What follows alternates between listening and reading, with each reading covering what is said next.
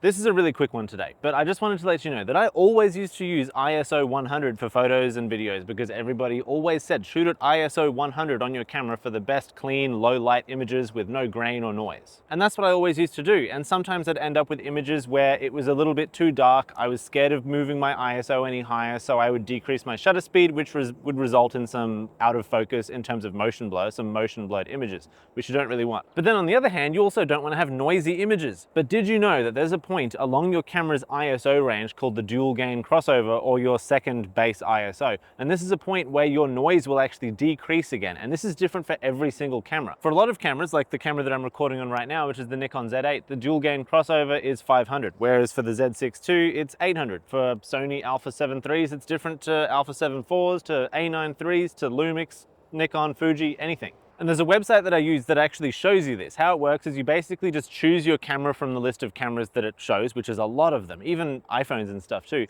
And then you just look at this graph, and you'll see along this graph,